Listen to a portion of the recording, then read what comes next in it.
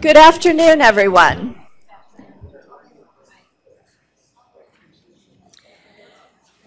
Welcome to our Quality of Life Symposium, sponsored by the Glenn and Wendy Miller Family Foundation. It is good to see so many of you in person, and I want to shout out a big welcome to those of you who are watching virtually. I know you didn't get to see the first half, but we have recorded everything, and we'll make sure that you get that recording. I am Darby Morehart. I am the Director of the Outreach, Recruitment, and Community Engagement Core for the Northwestern Mezhelem Alzheimer's Disease Research Center. And I am here with my community and academic colleagues to discuss community academic partnerships in brain health and dementia research. Participants in research should reflect the diversity of our culture and conditions. And from the beginning, the Northwestern Mezhelem Center's research aims have been to assure that our research participants are from different backgrounds by race, ethnicity, socioeconomic status, sex, gender, sexual orientation, so that our research results are ultimately more generalizable, or in other words, so that they apply to many types of people of different backgrounds and cultures versus only to a few. And you heard Dr. Jagist make that remark earlier. Despite, though, our national efforts and the efforts of many Alzheimer's disease research centers and NIH-funded research in general, research participation remains very low for racial and ethnic minoritized communities and other represented groups. The lack of this diversity among research participants is often attributed to enrolling and retaining practices and recruitment strategies that do not account for the long history of mistrust and historical racism in medical research. So as researchers, and there are many of us in this room, we need to make a difference and affect change in this area. However, we cannot do it without, as the National Academy of Sciences wrote last year, building and maintaining trust with both study participants and larger communities. It is foundational to achieving equity in research. They also state, developing robust community partnerships that are equitable and not hierarchical in nature can mitigate distrust in communities and can help research teams effectively leverage resources for truly meaningful and translatable work in partnership with community members. So the Northwestern Mezhelem Alzheimer's Research Center has been working with community-based organizations over many years, and I'm going to briefly recount our history. Our first community partner was the Francis J. Atlas Southeast Regional Senior Center within the City of Chicago Department of Family and Support Services. They opened their doors to us in 1994 via their director, Tom Jones, and then director, Robin Tillotson, whom we are honoring today. And for many years, we have enrolled healthy older adults into our research there, as well as provided education regarding brain health practices to Atlas Center participants. Later on, and in response to a request from far south side faith-based organizations, we established relationships with churches as they organized caregiving ministries and introduced increased awareness and education around brain health and dementia within their congregations in a community-engaged research grant provided by Northwestern University's Alliance for Research in Chicagoland Communities. This project was called Reach to Faith, Research and Education for African American Caregiver Health, And it developed into a relationship with the regional Carter G. Woodson Chicago Public Library on Chicago's South Side, where we held brain health educational talks with a lot of community and other academic partners from around the Chicagoland area.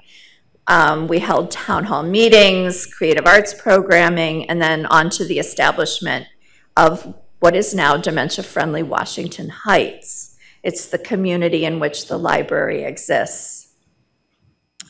So over this past year, and with the hire of 2 community engagement coordinators within the center, we have been able to build exponentially on our community engagement, academic partnerships, and collaborations. So this brings us to today and now. Community academic partnerships offer unique opportunities to draw from the respective strengths and expertise of both academic institutions and community partners.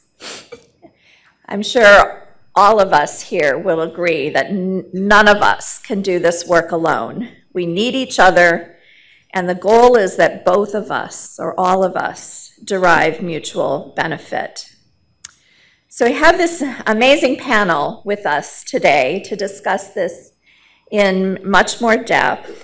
And I'm just going to briefly introduce each panelist, and they will go into more detail on their when they have the opportunity to introduce themselves.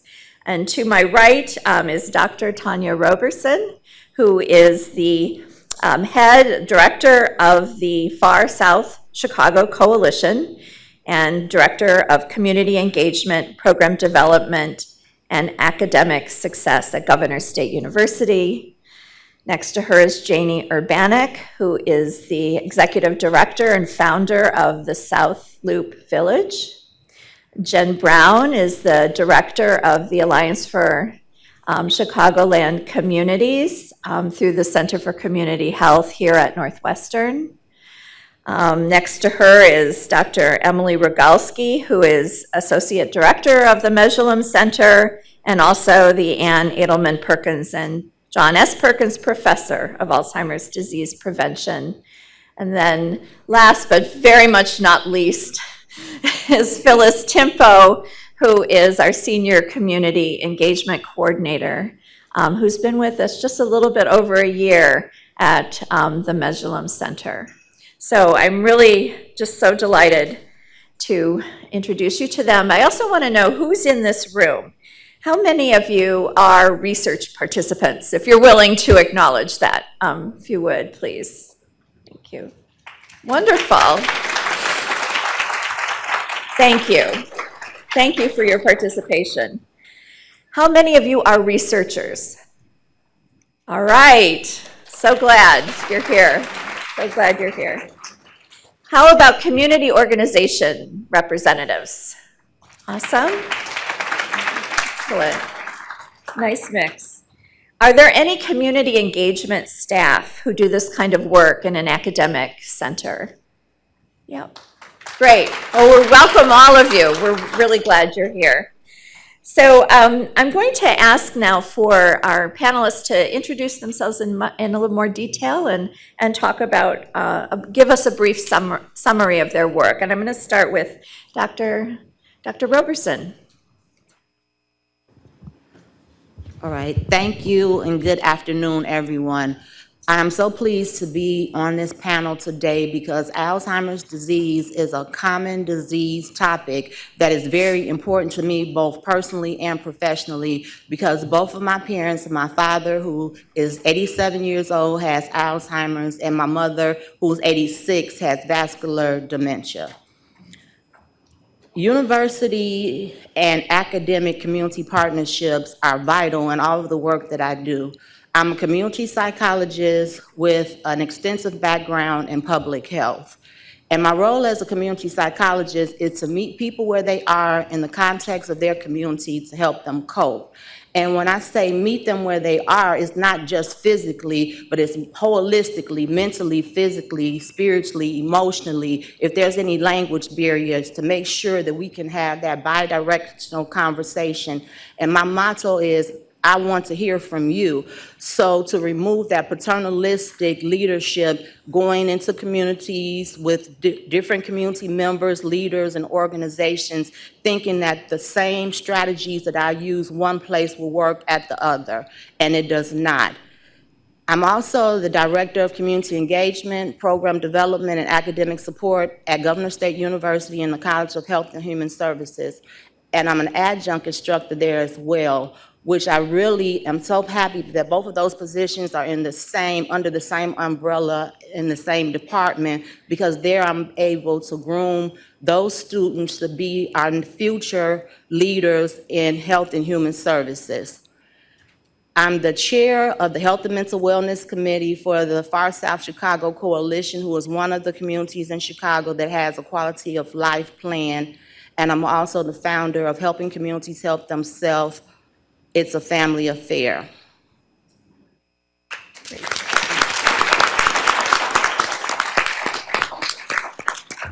Janie. Can everybody hear me? Is that good? Closer. Good?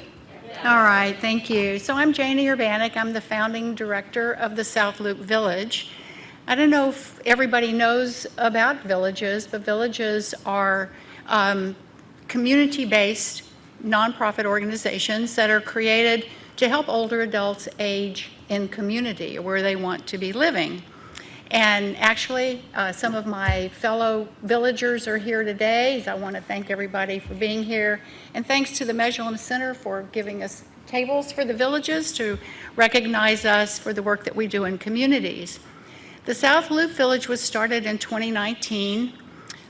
Not the most advantageous time to start anything, actually. However, our mission is to help older adults age in community. But secondly, our strategic objective is based almost completely around brain health, which of course is integrally tied to physical health. And so as a focus on brain health, which we learned today, we can't solve these issues about brain health without research. So secondarily, as a strategic objective, the South Loop Village is focused on research in support of brain health. We operate, at this point, I think there will be more soon, but right now we are operating the only in-person memory cafe in the city of Chicago. That, in fact, is today at 3 o'clock. So if anybody is free after our meetings today, go down to Second Presbyterian Church at Michigan and Cullerton, and there'll be a party going on, and that's our memory cafe. We also have a virtual memory cafe, which I know other people do have also. So we have 2 memory cafes a month. They are open to anybody. They're specifically for people living with dementia and their care partners. It is a social event, so it's, as I say, we feel like we throw a party once a month at the church for anybody who wants to come, particularly for people living with dementia. We also have obtained dementia-friendly status for the South Loop. And what that does is allow us and encourage us to train people in our community about dementia, what it is versus what is normal aging, and how to help people they see walking in their community, living in their community, working in their community, to help others live comfortably and function more easily in their environment, in the lived environment. So a dementia friend is somebody who has taken the training to become dementia friendly. So we offer this training. And we also offer training to businesses, communities of faith, first responders, anybody who would be also encountering people in their community who would be living with dementia. Thank you, Janie. Jen. Hi, everyone. My name is Jen Brown. I'm co-founder and co-director of the Alliance for Research in Chicagoland Communities based here at Northwestern University in the Center for Community Health. And I am doing an absolute happy dance to be seeing a packed crowd of people that come from so many different areas to have this conversation today. So really excited about that. ARC, that's what the Alliance, the short name for us, we were established in 2008. So we're celebrating our 15th anniversary this year, another happy dance.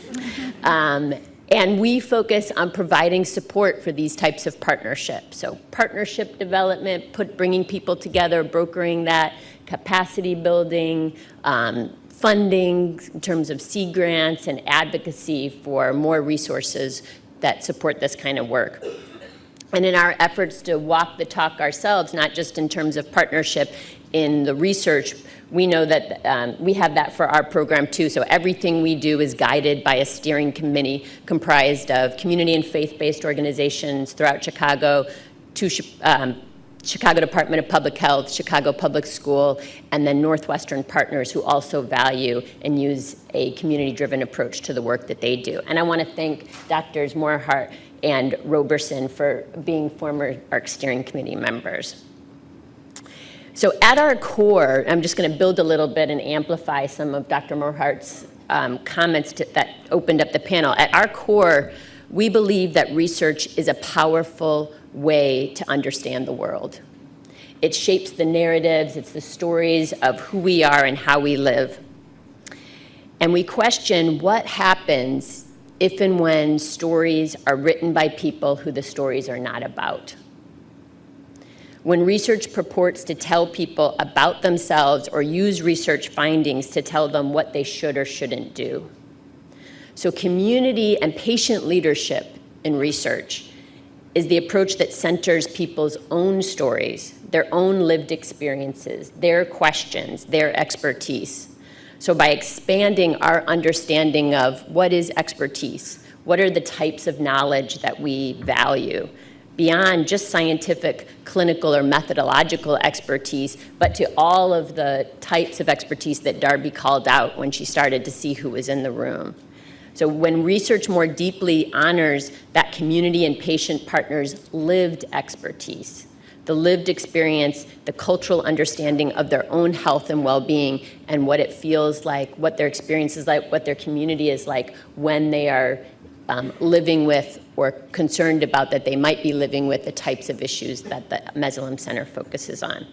So community research partnerships can help to ensure that research is a tool for patients, for caregivers, for communities to tell their own stories, and really can be a way of shifting decision-making power to those who are most impacted by inequities and address some of the issues that have been raised already. So this is what will lead to research that has the most impact on everyone's health and everyone's, our community's equity.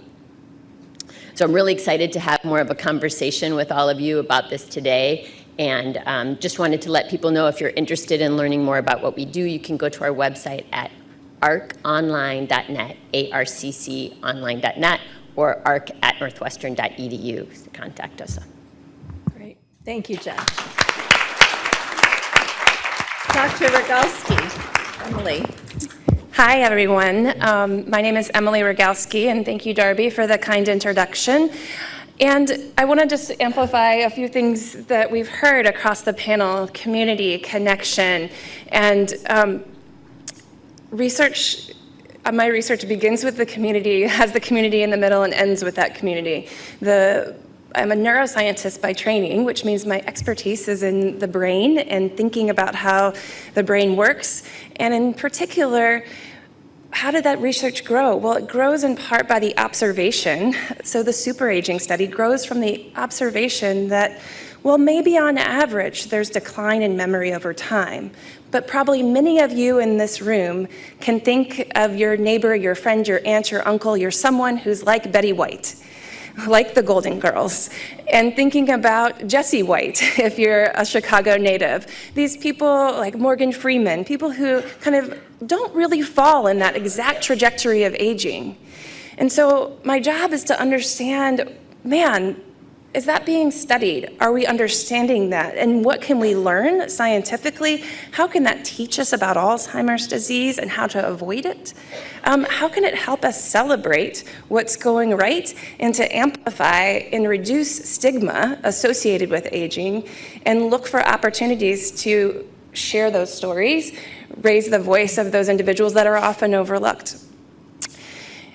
This also comes up in a line of work that I do called Communication Bridge, which is an intervention-based study. And this came truly by listening to research participants who had been a part of our observational study, where they were flying in and being a part of a study where they were coming back over time so we could learn about disease progression and learn about treatments related to a rare dementia called primary progressive aphasia. And what happened is those individuals go back home and they said, we couldn't find care. And we're looking for someone to improve or maximize our quality of life. And so it's those research to community connections that allow for us to take research and refine it based on how we're learning from each other. So I think that's what I'd like to start by sharing. Thank you. And Phyllis. Hi, good afternoon, everyone. My name is Phyllis Tempo. I'm the Senior Community Engagement Coordinator here at the Meslam Center. And I just want to set a special thank you to all the community partners in the room.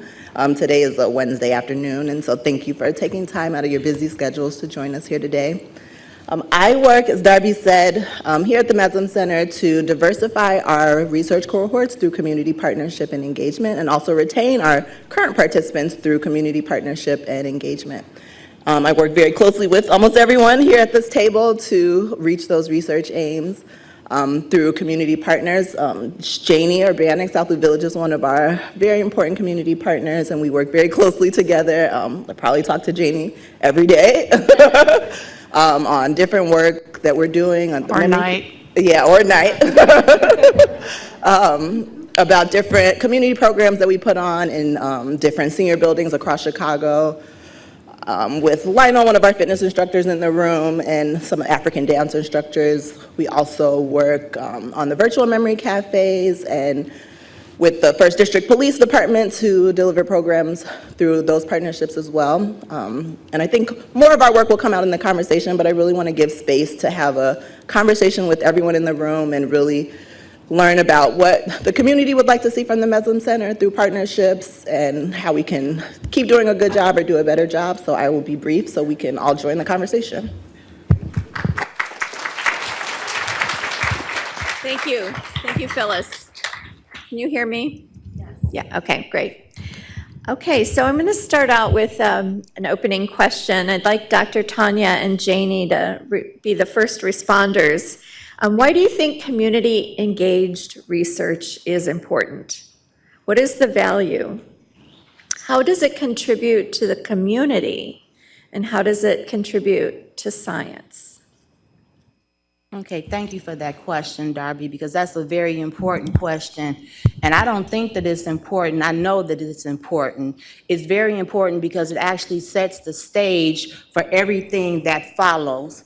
And a lot of researchers claim that they use, one of the practices for community engagement is community-based participatory research, that's CBPR. And a lot of researchers say that they're using that strategy when in actuality they really aren't. Because to fully use that strategy, it would take, if you're lucky, at least 2 years. Because community engagement is not easy. It's actually hard work because you're getting out in the community, you're an outsider considered in those communities, and you have a lot of eyes looking at you. And I feel that that's a job that is very rewarding, but I feel that you need to have certain humanistic qualities to actually do that job. You have to be compassionate, you have to care for others more than you do yourself, you have to be transparent, and you have to be non-biased. And I call it true community-based participatory research, because without it, then you have nothing. It's almost like fitting a hole into a circle. Like earlier, I mentioned that my motto is, I want to hear from you. You need, before you come out to the community with any type of initiative, you need to have the right people at the table. And when I say right people, I mean the community members, not just your interest in whatever disease or problem or concern that there is. And it also encourages bi-directional conversation, and it gives you an opportunity to hear from the community. It opens the doors for a lot of different opportunities. Like Jen just mentioned that I'm a member of ARC. But being a member of ARC, I was able to meet Dr. Rachel O'Connor, and we actually have a poster here today, and it talks about our program for developing a family-centered dementia caregiving program for residents on the far South Chicago area. And it's poster number 27, so please take a look at it.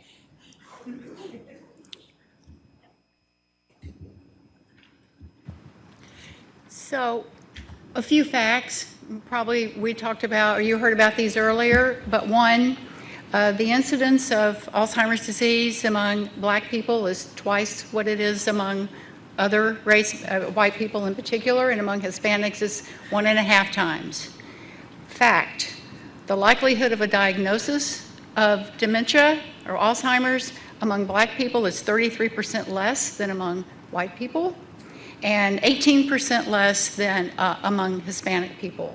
So, if you don't have research, which we've said that's generalizable, if you don't have research with what's called external validity, you're not going to get the people in your research results or sample to whom this information is critical for us, for the Mesulem Center and all of the ADCs around the country to find a cure.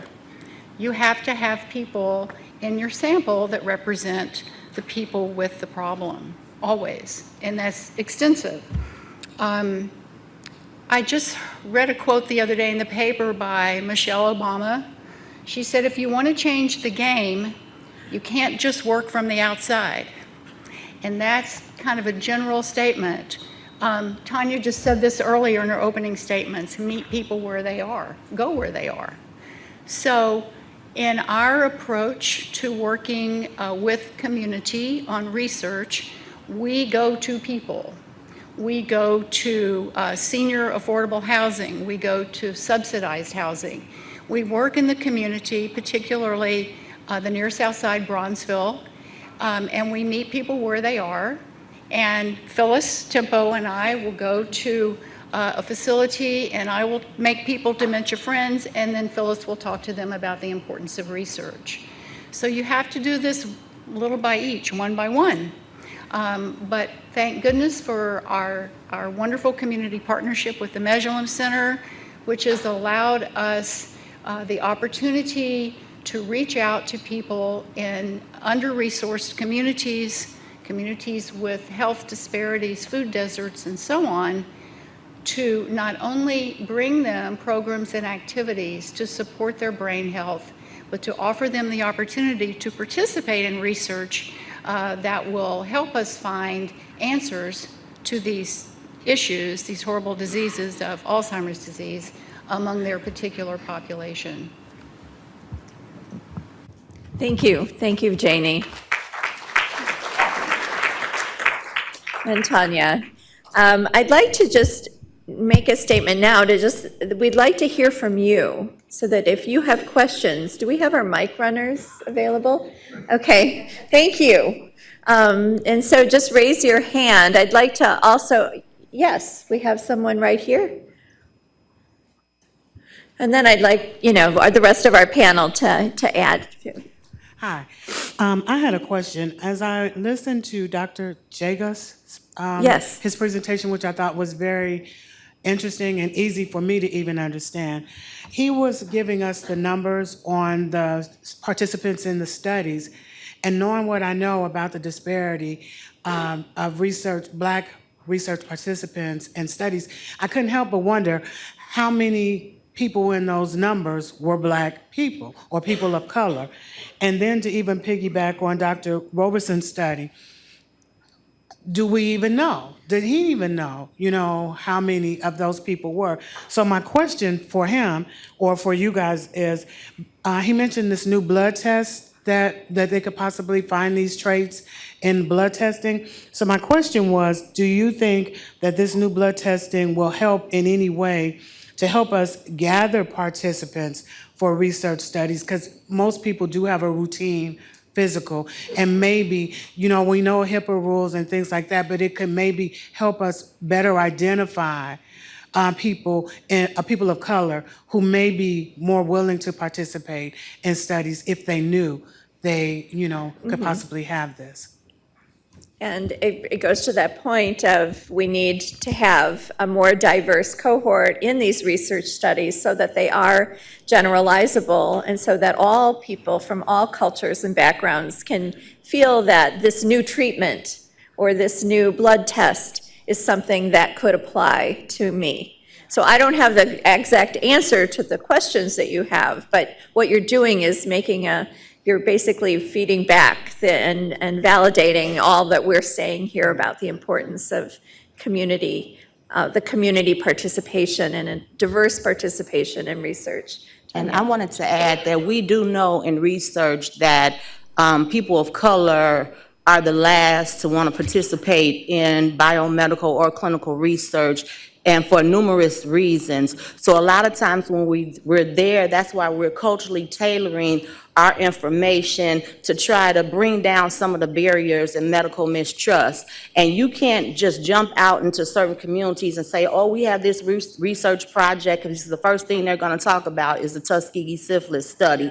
So what you need to do is take time. It takes time. It might take a little bit longer than you think it may take, but just go in that community and educate them. Let them know strides that have been made, although things aren't perfect now that can protect you from research studies. How to ask questions when you go to the doctor. I developed 10 steps on how to make a doctor's visit a success. And just don't go to the doctor and nod your head, yes sir, doctor, until the next visit and do nothing he tells you to do. But even ask about research studies, because not only did people of color not participate in research, we weren't allowed to participate in research. So now we are, and then that'll help advance medicine, because if we're not represented in that sample of medications or cures or whatever, it won't work on us when they do come out with one. Thank you, Tonya. And I know Jen and let's and go down the, go ahead. So I just want to add too, I think it's a little more nuanced. I think there's a lot of mistrust, but I think a lot of people just haven't been asked, and they have people or community or academic organizations haven't gone into communities and asked people if they want to be in research, and we're relying on people to find us on our websites or through emails or newsletters. But a lot of times when I ask people about research, they are really excited to join and really excited to further the research and be involved, but no one just has ever asked them or approached them about joining study, and they had no idea that this was even an option to be involved in research. So I think that part of it is kind of building trust and breaking away those barriers from past historical reasons, but also just getting out there and talking to people and presenting opportunities and letting people know that this is an important thing to be involved in research, particularly for African Americans who are very much at risk for this disease. And people just don't know and just have not been presented the opportunities. Thank you, Phyllis. Jen, go ahead. Thank you. I appreciate the points that were made, and I think that I appreciate what you said, Phyllis. And I also think it's really important to be transparent about the history and the legacy of both, of racism in both research and healthcare institutions, and that part of this has led to so many of the inequities that Darby shared about earlier. And part of the reason that community-driven research is so important is you can't have conversations about inequities without people who have most impacted by those inequities at the table. And I want to push us with this conversation is because we've been talking a lot about research participation. And diversity in research participation is very important.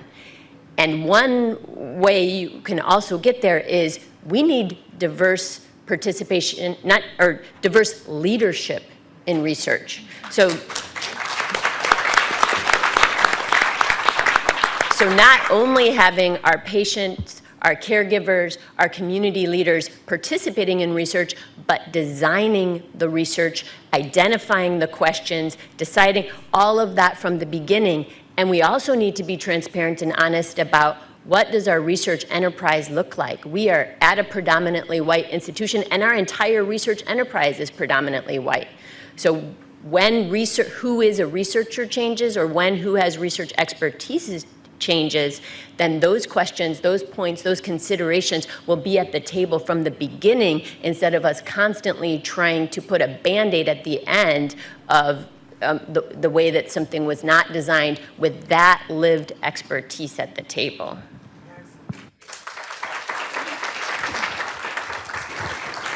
Emily, did you have a? Yeah, so maybe just to address a couple of your questions. So the representation in those studies was very low in diverse populations. And that is one of the many reasons that we're at the table today. And you, Phyllis, amplified it as well to say it is that awareness. So you have to make the invitation, you have to create the time for those conversations. And I want to just raise, how many people in the room have heard the word precision medicine? Or, yeah, great, or person-centered care. Yeah, and so those two terms are in the same idea of we need to be precise. So who should get this medication? Is it a good medication? What makes it good? Thinking about the right dose, the right timing. Do you use the medication before you have symptoms, once you have symptoms? How long do you take it?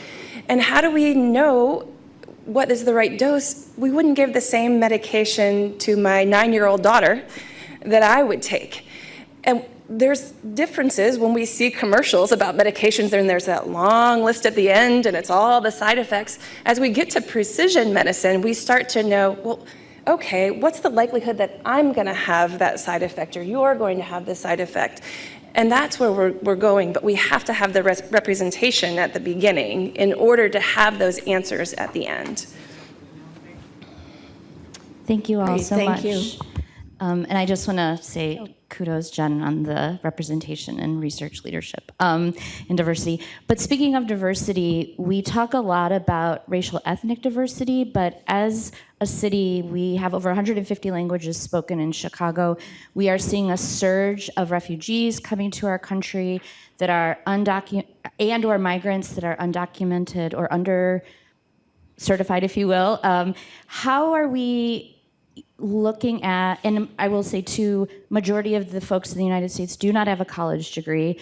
A very small amount have a master, any sort of a graduate degree. So when we're talking about diversity, where, especially with Northwestern not accepting Medicaid or HMOs for the most part, I know the Muslim Center does, but how are we creating an equity lens that's beyond race and ethnicity, but also being inclusive of all of these other social drivers of health that are impacting care, and also the Medicaid unwinding that's happening right now? People's access that live in many of these communities will no longer have access to primary care, specialty care, pharmacy, et cetera. So I just wondered if you all could talk a little bit about some of the work that you do outside of just English language research and or encompassing these other really important groups.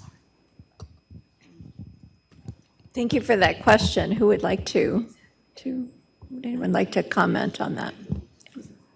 So when we think about kind of standardized research, it's important that we use the same measurements across groups. And so a lot of investment and time goes into making sure that we have a Spanish translation that's at the same level as an English translation. I'm proud to say that the Alzheimer's Disease Research Center Network is invested in doing that work and does have, not enough, we're not there, but there are other languages that have been developed. Tests that have been developed here at the Mesulem Center have been translated into different languages, including Italian and Spanish, and the Northwestern Anagram test is a good example of that. And so we're thinking about that here, and we're invested in that work, but it is time-consuming to get it right. And it takes information from the community, and it takes information from specialists and from linguists to get all of those pieces right. So I think you're right on track with that side of things. Yeah, and I think there's also diversity in groups, right? And so something that Nicole, the other community engagement coordinator, and I talk about a lot is recruiting maybe Black participants from different places. So making sure that maybe not everyone comes from the affordable housing places, or maybe we'll get some retired teachers or people that are still kind of or engaged in their communities or living on their own. So it's really important that, and something that we think about a lot in our work, is just not kind of oversaturating our sample and making sure that we reach out to people within the Black community from different places and different walks of life, to making sure that, you know, we have a really good representative sample within our Black cohort as well.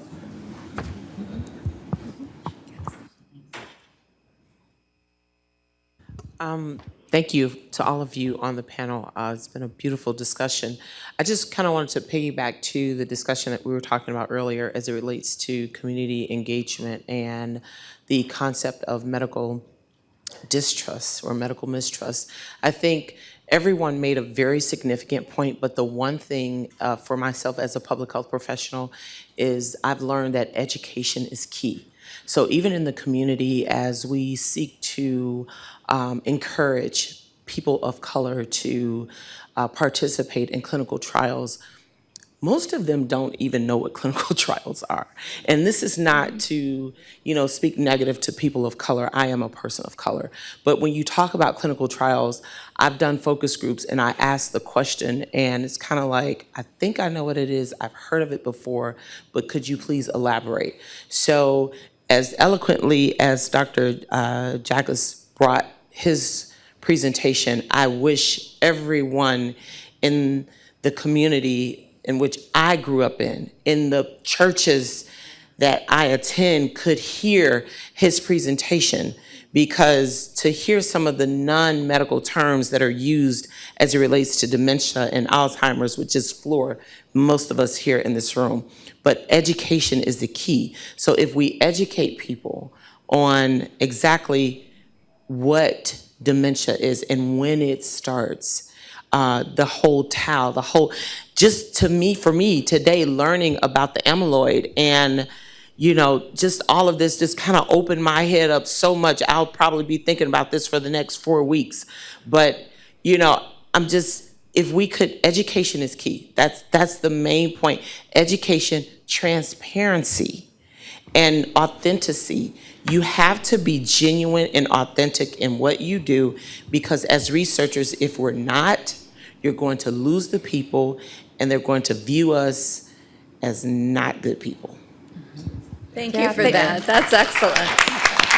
So, Darby, maybe if I could just, so I think you're just Go ahead. to demystify. There's a lot of terminology that's overwhelming and confusing, but each of you here today heard a message from Dr. Jagus. Now just imagine if each of you tomorrow goes and has a coffee with someone who wasn't here today and shares just part of that message, and then they share that message with one more person tomorrow. All of a sudden, we've started a conversation. And it doesn't matter if you get each and every detail right. We've started that conversation. And so I think part of that demystifying is making it common language and not saying, ooh, Alzheimer's, it's not something we talk about in my house. And that the more we talk about it, the better it will be, and that we can reach people through social media. We can reach people through a coffee. We can reach people sometimes through a PowerPoint presentation, and sometimes it's just a regular conversation. So thank you for that. I just wanted to tag on a little bit to that. I mentioned earlier about Dementia Friendly and the Dementia Friendly movement, which is a movement in the country now, and the whole purpose of it is to teach people what dementia is, what it isn't, and how to look for it in their community. It's a community-based organization. We are dementia friendly in the South Loop. Hyde Park is dementia friendly. I know Village Chicago is working on dementia friendly. And in the state, Darby, how many communities are there? 20-something? 25 or 25 so, or 26 in our state. And the whole purpose is, in lay terms, to teach people who live in your community, your neighbors, about dementia. And it's a really great way to start this whole conversation so people will understand. I mean, the first question when I'm doing a Dementia Friends presentation is, well, I know about Alzheimer's because my dad has it, but he doesn't have dementia. Well, not exactly, you know. So clarifying a lot of the issues for people, what it is, what it isn't, and helping people understand how to make it easier for these neighbors of yours to live in your community. And that's a, you know, a good start. If you want to know more about Dementia Friends, go to DFA, dementiafriendsofamerica.org, I believe. And you can actually become a Dementia Friend online. You can just take the course online, or perhaps someone in your community is giving the presentations and you can go to one in person. So. And I just want to say that there's a group called the Illinois Cognitive Resources Network where you can go online and see all the dementia-friendly communities throughout the state of Illinois. And that is ilbrainhealth.org, ilbrainhealth.org. Tanya. And I strongly believe that education is key, and that's why I mentioned in the beginning that that's where it takes time. So before you go into the community with a new idea or issue, you educate the community on that issue, because education gives you options and it helps you make informed decisions. The first dementia program I worked on was at the University of Illinois. It was entitled Education Sessions for African American Caregivers of Loved Ones with Dementia. We were wondering why the first year no one would sign up for it, and it was because of the stigmas, because they felt like dementia meant that you were crazy, so they didn't want to participate in the study. So we had to change it to memory loss, and then once we did that, change it for education sessions for loved ones with memory loss, then we had more people to want to participate. I think we have time for one more question. I just want to say one thing. Okay, Phyllis. I think education is really important to us too. One of the strategies that we use a lot is bringing doctors from our center into the communities, and so thankful to our fellows and a lot of our early faculty that go into communities and do presentations.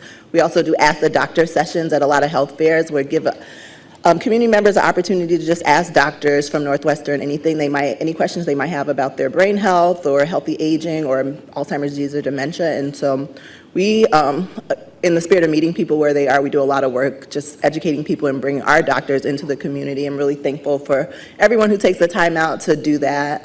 But it's really important to us, and it's kind of the strategies that we're using. Absolutely. Thank you, Phyllis, for saying that. Yes, one more question. I had a question for Janie.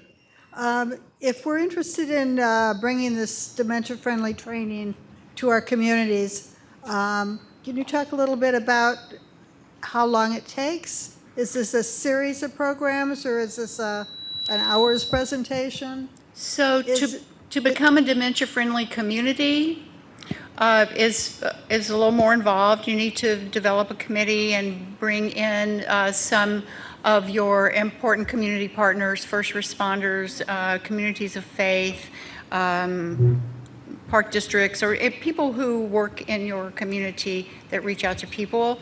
And then once you have that group, you can go online and figure out how to apply. It's not that difficult to apply to become a dementia-friendly community. If you simply want people in your community to be trained to become dementia friends, that's easier, and you can find Darby, would you say the best way to find trainers, other than if you want in person and not online?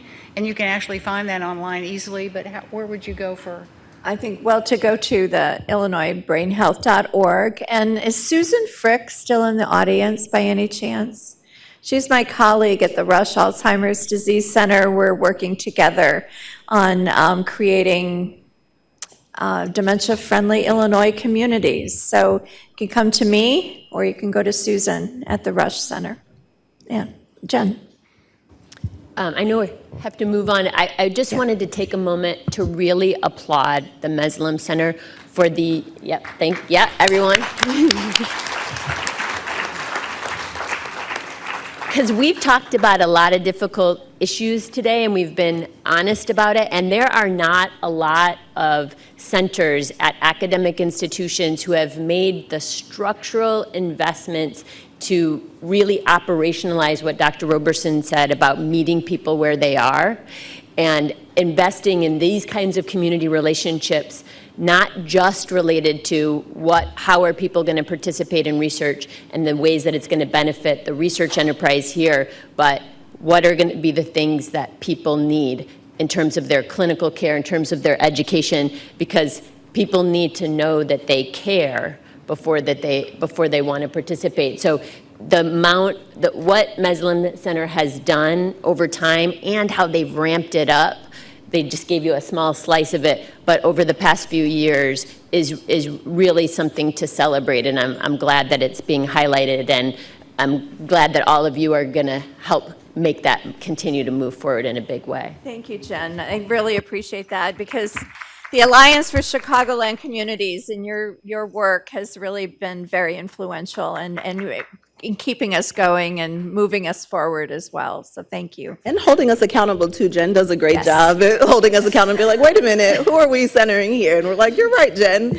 We'll get back on track. Yes. So I wish we could continue this conversation, but we're going to keep on doing this work, and we want to continue to hear from you as well. So thank you very much, and thank you to our wonderful panelists. Thank you. I would just like to ask our panelists to just stay seated for a minute, because I would like to now move into honoring just a really long-standing community partner. I don't think Dr. Weintraub is here any longer. We've run late today, and I know she had to leave, but we were going to co-present and honor our dear friend of the center. As I indicated at the beginning of the session today, our very first community partner was the Francis J. Atlas Senior Center for the City of Chicago Department of Family and Support Services. And they opened their doors to us with such trust and openness. And we are so grateful for their friendship and support of our work. And in turn, I hope that we were there to give back, because that is our intention, is to give back. And it was essential that this be a reciprocal relationship and a mutual collaboration. So Robin Tillotson took the helm of the Atlas Center after her predecessor, Tom Jones, retired. And she recently retired from her post as executive director. So I'd like to thank you, Robin, for your commitment to dementia and brain health research. We are grateful for your partnership, and we wish you all the very best in the years ahead. So Robin, I'd love to invite you up, and so everybody can see you, applaud you.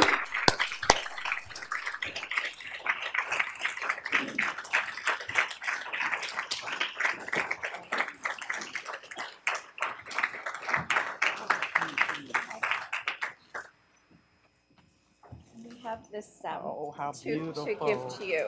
So thank you so much. Good. Thank you, my friend. Thank you. Would you like to say? Just a few words. Okay. First of all, I am honored and indeed blessed to have worked with Sandy and with Darby. 20 years is a long time. And I have to say that what really made the partnership work was that they didn't come in and just, we want to do this. They took the time to educate. And they framed it in a way by giving a presentation as simple as, where have I lost my keys? Where are my keys? Now, how simple, everybody can relate to that.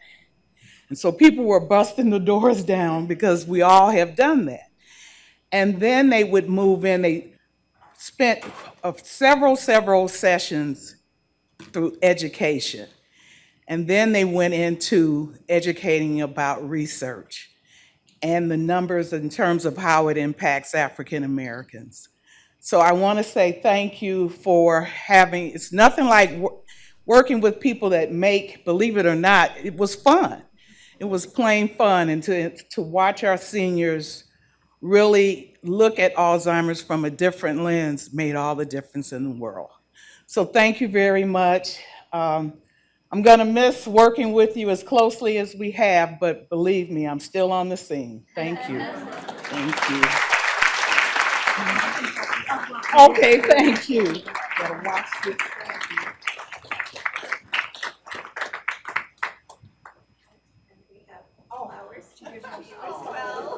Okay, thank you. So, great. Thank you so much. And thank you all for being here today. This concludes our 29th annual Alzheimer Day, and we look forward to seeing you next year. Your feedback is vital to us, so please complete the evaluation either via the Qualtrics, the QR code, or the paper way is just fine as well. So again, thank you for being here, and we'll see. The next on the agenda is lunch. Lunch, and our poster session is right outside these doors and down the atrium. So I hope you will enjoy meeting all of the scientists and interfacing with them. And please feel free to bring your lunch here and then go back out and get to know the scientists. Thank you again.